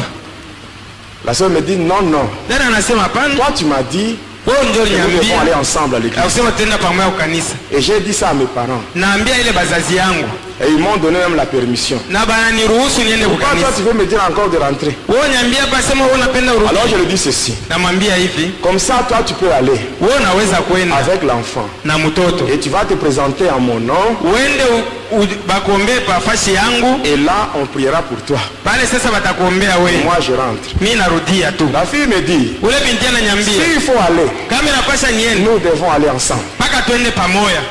Alors tellement qu'elle insistait, Sasa vile alikaza sana, je m'étais énervé. nikashirika, Je lui dis ceci. nikamwambia hivi, Je vais maintenant te frapper. nitakupika, Je vais te frapper. nitakupika. Et elle me répond, Sasa bon, ananijibu, s'il faut me frapper, kama inapasha unipige, frappe-moi. unipige, Mais après cela, na kisha ile nous irons ensemble. tutaenda pamoja kukanisa.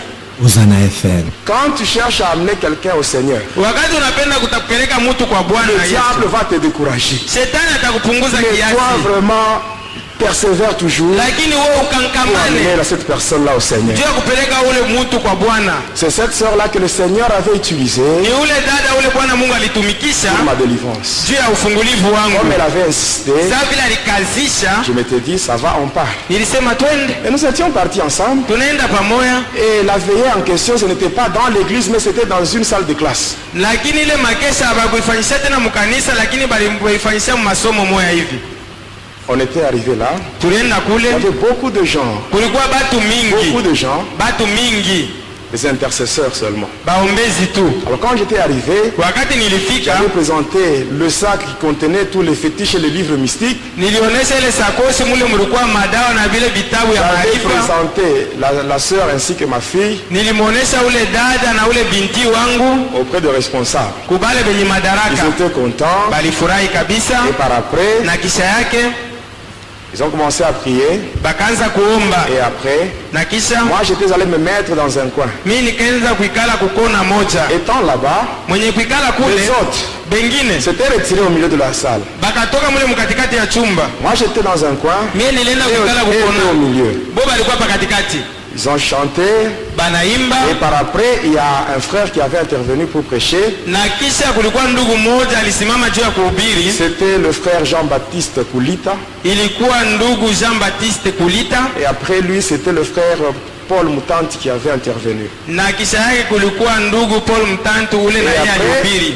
Il continuait maintenant la louange. na kisha baliendelea na sifa. Arrivé à minuit, Tunafika katikati ya busiku. arrivé à minuit, Kufika katikati ya busiku, ma respiration était devenue compliquée. kupumuzika kwangu kukaanza kukangala. Je n'arrivais plus à respirer par le narine. Sikuanza tena kupumuzikia kumantundu ya mpua. Et là, j'ai respiré par la bouche. Pale nikaanza kupumuzikia kukinywa. Et après, j'avais entendu des bruits de véhicules. Na kisha nikasikia makelele ya magari. Quand j'avais ouvert les yeux, Wakati nilifungula macho, ces yeux-là mystiques, ile macho ya maarifa, qu'est-ce qui s'était passé?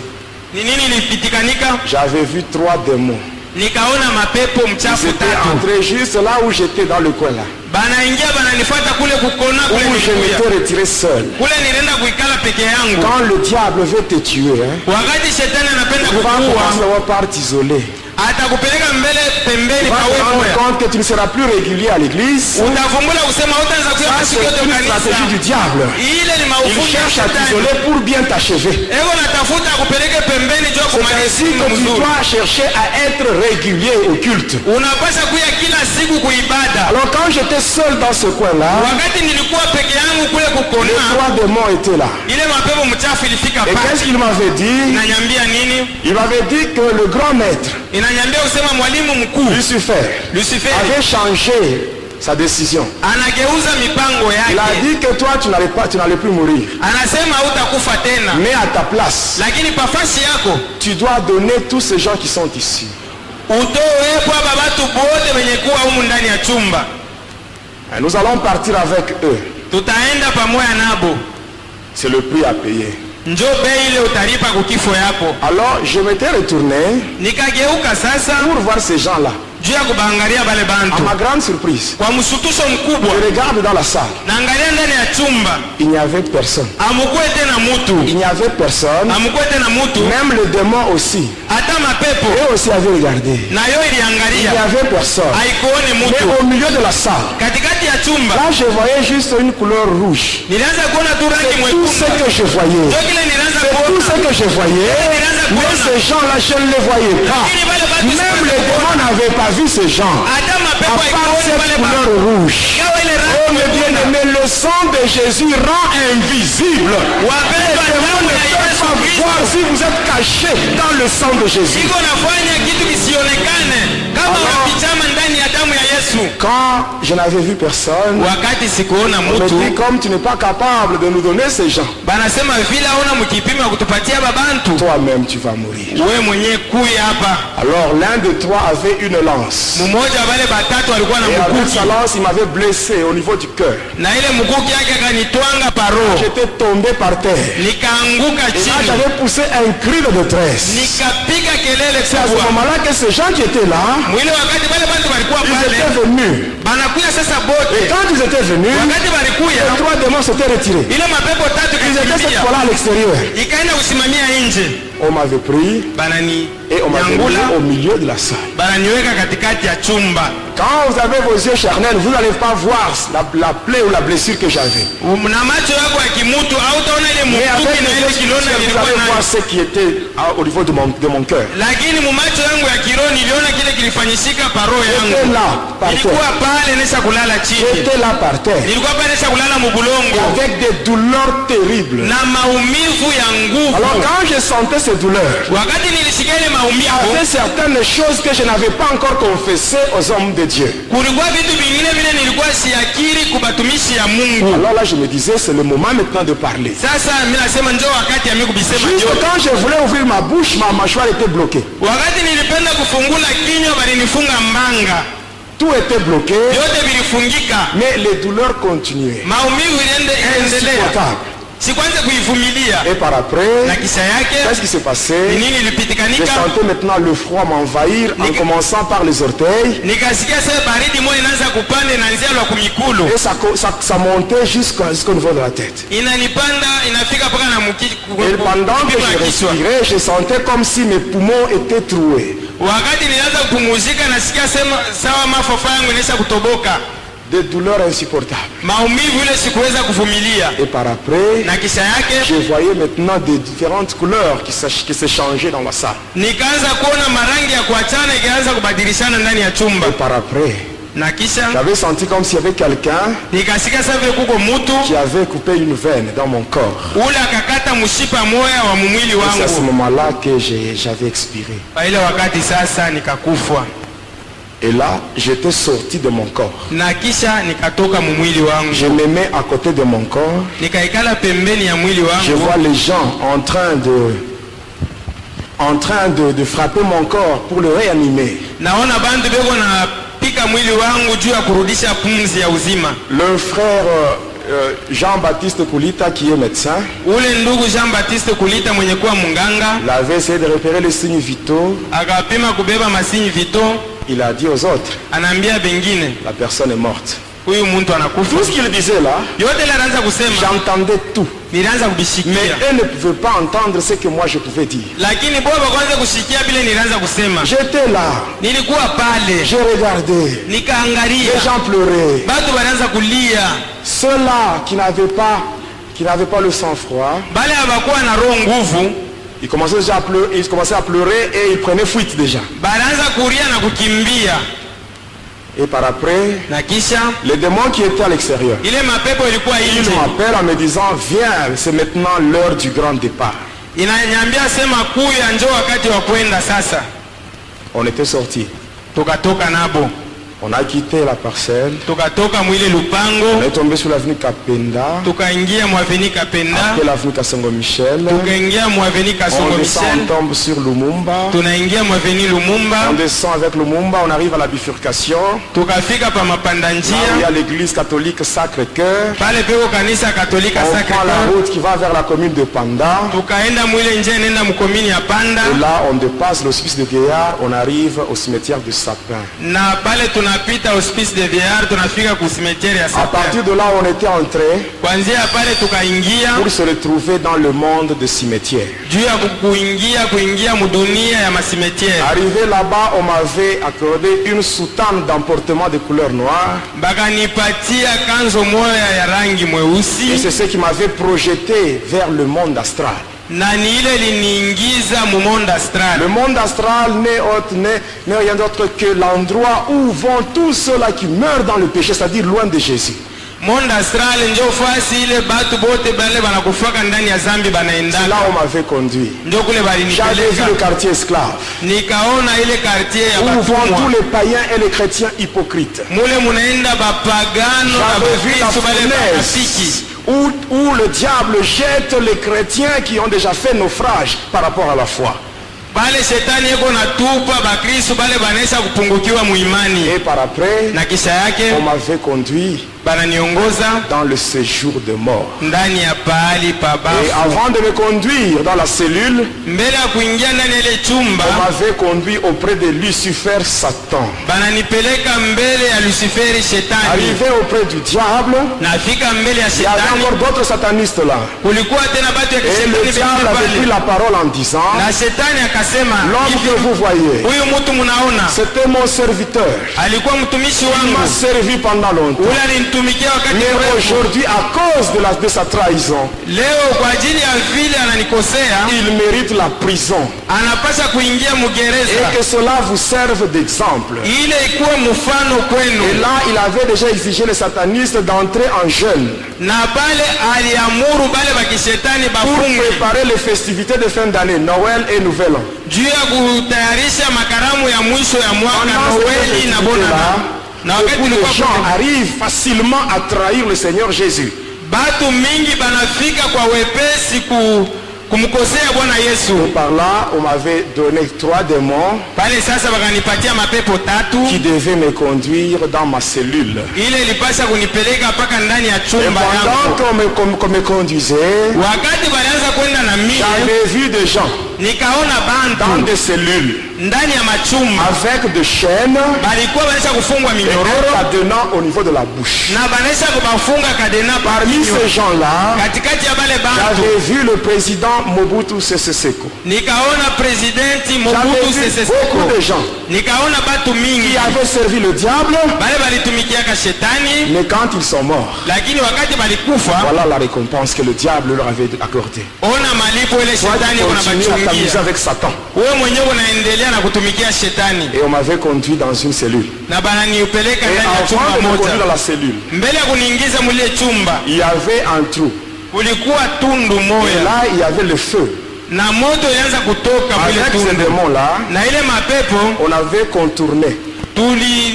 tulienda pembeni ya ile tundu. Et après ce trou-là, Na kisha ile on tundu m'avait fait entrer dans une cellule. bakaniingiza mchumba. On m'avait mis de chaînes, Bananifunga en minyororo. commençant par le pied, Banaanzia kuifunga kumulukulu jusqu'à ce niveau, au niveau de la bouche, et un gros cadenas. na inafika mu kipimo ya kinywa banafunga kikufuri kinene. Une obscurité totale là. Kulikuwa giza moya ya matata Et c'est kule. là qu'on m'avait laissé. Ni kule On bariniacha. m'avait mis là-bas. Bananiweka kule Et tout était terminé pour moi. na yote ilimalizika juu Tout yangu. était fini. Yote ilishia C'était pale. fini pour moi. Kulimalizika juu yangu. Fini, fini, Kumalizika kabisa kabisa. Mais bien aimé, Lakini wapendwa wangu, comment est-ce que je peux vous expliquer ce qui m'était arrivé par après? namna gani itamifasiria kile nilinifikia baadaye? J'étais là, Nilikuwa pale, dans la cellule. nilikuwa ndani ya chumba, Mais subitement là, lakini kwa ghafla il y avait une lumière. kulikuwa nuru Une moja, forte lumière. nuru moja ya nguvu. Pas dans toutes les cellules, Hapana mwile machumba ingine mais yote, seulement dans la cellule. lakini mpaka ndani ya ile chumba mule Vous nilipatikana. êtes sataniste comme moi. Ba mingi wale walikuwa kishetani saa mie, Mais pourquoi leur cellule n'était pas éclairée, mais seulement là où j'étais? juu ya nini machumba yabo haikuangaziwa mpaka chumba yangu Mais niliangaziwa? tout cela, Yote ile parce wapendwa, qu'avant de mourir, mbele ya mie je kufa suis allé à l'église de Jésus. nilienda kufa Je kukanisa suis ya allé à Yesu. l'église de Jésus. Nilienda kukanisa ya Les Yesu. autres là, ils sont morts dans leurs histoires, mais moi j'étais à l'église. Wengine walikufa mmakao Quel yao, est le lakini problème mie que tu peux nilienda avoir? kukanisa. Quel est Ingawa le mambo problème leo que tu unaweza peux kuwa avoir? nayo, Va à l'église. uende kukanisa, Va à l'église. uende Va kukanisa, confesser tes péchés à l'église. uende ukiri zambi yako kukanisa. Et quand j'étais là, Na wakati nilikuwa pale, j'avais vu cette forte lumière. niliona ile nuru ya nguvu, Une forte lumière. nuru ya nguvu, Une forte lumière qui dépasse même la lumière du soleil. nuru ya nguvu inapita hata nguvu ya Une forte nuru ya lumière. jua. Nuru ya nguvu. Mes bien-aimés, Wapendwa cette wangu, lumière, ile nuru elle était dans le monde.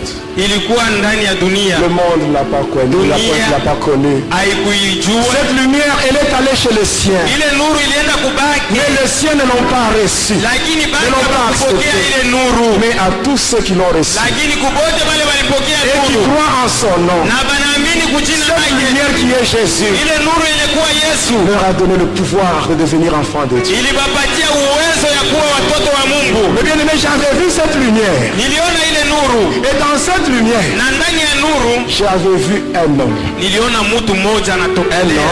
Mtu mmoja qui venait lentement alianza kuya et polepole sûrement. na hakikisho yote venait. alianza kuja. Cet homme-là, Ule mtu le ule, Dieu de ma délivrance, Mungu wa cet ufungulivu wangu, homme-là, ule mtu le ule, Seigneur Jésus, Bwana Yesu Kristo il était là, alikuwa dans pale le séjour de mort. pahali pa bafu, Il n'avait même pas besoin de demander l'autorisation au diable. akulomba hata ruhusa kwa Parce que shetani, lui-même, il a les clés de la mort et les clés du séjour de mort. juu ya mwenyeko na mafungulo ya kifo na pahali pa kifo. Mais bien aimé, il venait. Alianza kuja, Cet homme venait. ule mtu alianza kunichofea, Mais ce qui me surprend, na ile linishutusha. pendant qu'il venait, Wakati alianza kuya, les démons qui m'avaient conduit là, ile mapepo iliniweka mule, je ne les avais pas vus. sikuione tena. Le diable lui-même n'était plus là. Shetani Les hakuweko, démons n'étaient plus là. pepo haikuweko, Tous ces gens n'étaient plus là. wale watu wote Oh, les hawakuweko. bien-aimés, Wapendwa tous wangu, ces démons n'étaient plus là. ile mapepo wote Ils avaient hawakuweko. pris fuite. Balikimbia. Ils étaient, où est-ce qu'ils étaient? Balikuya wapi? Même aujourd'hui, Hata leo toi Satan, où est-ce que tu étais ces jours-là? we shetani, Où est-ce que tu étais? Satan, tu étais où ces jours-là? ulikuya Ces wapi? jours-là, quand le Seigneur Jésus m'a délivré, toi tu étais où? Wakati Bwana Yesu alianza kunifungua, wewe ulikuya wapi shetani? Les bien-aimés, Wapendwa la wangu, Bible nous dit, Biblia inatuambia le diable, il est comme un lion. shetani yuko sawa Un simba, lion rugissant. simba uliko na Oh, unguluma. mes bien-aimés, le diable, c'est un lion. C'est un lion qui n'a pas de dents. Shetani ni simba, lakini simba ule wa maboleana na meno. Parce qu'il y a le véritable lion. Le lion est la tribu de Juda. Lui qui est Jésus. Quand il apparaît, le diable il est en fuite. Les démons sont dans une débandade. Ils sont dans une confusion totale. Ce jour-là, cet homme, il venait, arrivé devant le trou qu'on avait contourné avec les démons. Parce qu'il y avait le feu là-bas. Cet homme, au lieu de contourner, il marchait sur le feu. Parce que lui-même, il est un feu dévorant. Il a marché sur le feu.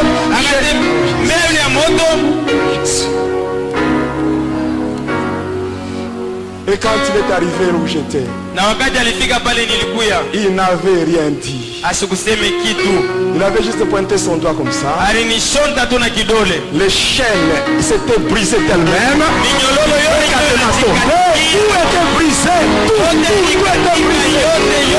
brisé. Tout était tombé. Oh Jésus. Il m'a tendu sa main. Il m'a fait sortir de là. J'étais sorti de là. On n'avait pas contourné ce trou de feu. Et on était passé avec lui sur le feu. Mais bien aimé, quand nous étions passés, toujours là dans le séjour de mort, nous étions arrivés quelque part. J'avais trouvé des cellules avec des gens qui avaient des chaînes et des cadenas. Il me dit, regarde ces gens. Je les regarde bien. Il me dit, tu connais celui qui a conduit ces gens ici? Je regarde bien ces gens. Ce sont des gens à qui moi j'avais donné le fétiche. J'avais donné des fétiches à ces gens. Et ils étaient morts sans donner leur vie à Jésus. Ils étaient là avec des chairs. Et ils me regardent. Et ils me disent, est-ce que tu connais le prix que j'ai payé pour une âme? Est-ce que tu connais le prix que j'ai payé pour une âme? Mais toi qui m'écoutes ce soir, est-ce que tu connais le prix que Jésus a payé pour toi? Est-ce que tu connais ce que Jésus, ce qu'il a payé pour que tu sois chrétien? Pourquoi tu continues encore à pécher? Regarde ce que Jésus a subi. On l'a insulté. On a craché sur lui. On a mis une couronne d'épines sur sa tête. On a introduit des clous dans ses pieds et dans ses mains. Il a reçu une lance entre ses côtes. Tout cela pour que toi tu sois réconcilié avec Dieu le Père. Mais pourquoi tu continues encore? Tu continues encore à obéir au diable par ta façon de vivre, par ton comportement. Pourquoi Et après, j'avais vu encore d'autres cellules qui étaient vides. Et il pointe son doigt devant. Et là j'avais vu un écran. Et dans cet écran j'avais vu des gens qui étaient vivants. Il me dit, regarde bien ces gens. Ce sont des gens à qui j'avais remis des fétiches, mais ils n'étaient pas encore morts. Il me dit, tu as vu les cellules vides? Les cellules vides sont réservées pour ces gens. Mais toi tu dois rentrer pour dire à ces gens d'abandonner afin qu'ils ne puissent pas entrer dans ce. Et par après, il m'a fait quitter ce lieu-là. On est arrivé à un autre endroit. Un endroit que même le diable Lucifer n'a jamais vu. Il me dit, tu vois là, c'est ça l'enfer. C'est l'enfer réservé pour le diable. Les anges rebelles et toute personne qui se trouve dans la liste de Apocalypse 21, verset 8. ula anajikuta ndani ya daftari ya Ufunuo 21 kistari yake ya 8. Et par après, Na kisha yake j'étais avec lui. nilikuwa pamoja naye. C'est comme si on montait. Iko sawa vile tulianza kupanda.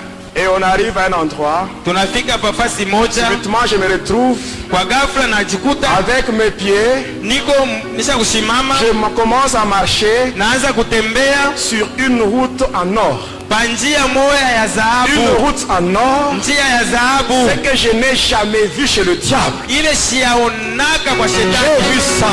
Niliona mie. Et je voyais des murs comme si c'était des murs en verre. Nikaona maukuta sawa vile maukuta ya Et makarashi. de loin, je voyais des gens habillés en blanc. Na mbali zaidi nikaona watu wanesha kuvala Et byeupe. après, cet homme-là était je l'avais perdu. Na kisha ule mutu akanipotea. Et quelque temps après, il revient. Kisha yake anarudia Il tena. me dit, viens. Ananyambia kuja. Viens. Kuja. Et arrivé à un endroit, Tunafika pafasi moja il me hivi. dit, regarde là-bas. Anasema tazama kule. Regarde là-bas. Tazama Et kule. quand j'avais regardé, Wakati nilitazama j'avais vu une très belle ville. nikaona muji mzuri Une très kabisa. belle ville qui dépasse de loin ce que j'ai vu chez Satan. Muji mzuri inapita mbali zaidi ile Et il niliona kwa me shetani. dit, ça c'est l'endroit Ananiambia ile que j'ai déjà préparé ile nesha kutayarisha pour tous ceux-là qui me servent. juu ya yeyote ule uko Pour tous ceux-là qui me servent. juu ya yeyote ule uko Cet endroit-là, ile fasi c'est ce ile que j'ai prévu pour eux. ndio ile niliwatayarishia. Et par après, Na kisha il yake me dit, viens. ananiambia kuja. Pendant qu'on était avec lui, Na wakati tulikuwa pamoja Il me naye dit, ananiambia c'est moi ni mie. qui était venu Ule alikuja au travers du feu kupitia ile moto pour te montrer juu ya que ma kukuonesha puissance ya kwamba uwezo était wangu au-dessus iko juu de la puissance de celui que tu servais. ya uwezo ya ule ulianza kutumikia. C'est ta dernière chance. Ni bahati yako ya mwisho. Maintenant, Sasa tu dois me servir. unapasha Tu kunitumikia. dois me servir. Unitumikie, Mais sache que lakini jua ya tu vas kwamba beaucoup souffrir. utateswa Tu vas mingi. beaucoup souffrir. Utateswa Mais je mingi, serai avec toi lakini nitakuwa pamoja na tous les wewe jours. masiku Je yote. serai avec toi. Nitakuwa pamoja na wewe. Maintenant. Hapa sasa Va wende et dis-leur na ubaambie ce que j'ai fait pour toi. vile na Car kufanyizia ce que tu connais ile unajua n'est pas pour toi seul. haina juu yako Et mwenyewe. pendant que je rentrais, Na wakati nilianza kurudia il s'était retourné. akageuka, Et après il me dit, na kisha ananiambia, il me regarde. ananitazama, Il me dit, ananiambia je reviens bientôt. niko nakuya Il dit, baadaye, je reviens bientôt. niko nakuya Et baadaye. subitement là, Na kwa ghafla j'avais vu une lumière devant moi. nikaona nuru mbele yangu, J'avais vu une forte lumière devant moi. nikaona nuru ya nguvu mbele Et yangu, subitement, na kwa ghafla je m'étais réveillé nikalamuka dans la salle de classe. ndani ya ile chumba Où il y ule avait- nilikuya. C'était le matin à 7h du matin. Ilikuwa asubuhi ma 7h du Et matin, quand j'avais ouvert les yeux, na wakati nilifungula ceux macho qui avaient peur commençaient déjà à fuir. batu balisikia boga, banaanza kukimbia, Les autres étaient restés là. lakini pengine balibakia J'ai pale. commencé maintenant à leur parler sur ce que j'avais vu. Nikaanza kubafasiria yule Là, on kile avait glorifié le niliona, Seigneur. pale balitukuza jina la Et par Bwana. après, le Seigneur m'avait aidé. J'étais allé voir Nikaenda kuona les gens à qui j'avais remis des fétiches. bale batu wale nilipelekeaka madawa, Ils avaient accepté. baliitika Et tous, na bote je les avais conduits à l'église. Et nilibaongoza eux kukanisa aussi na étaient bao délivrés ensemble avec moi. balifunguliwa pamoja na Oh, mie. mes bien-aimés, Wapendwa wangu, le mot me manque pour exprimer ma gratitude vis-à-vis de Jésus. misemo nanikosa juu ya kuonesha shukurani yangu mbele ya Yesu. Son nom soit glorifié. Jina yake itukuziwe. Que mon Dieu vous bénisse. Mungu wangu amibariki.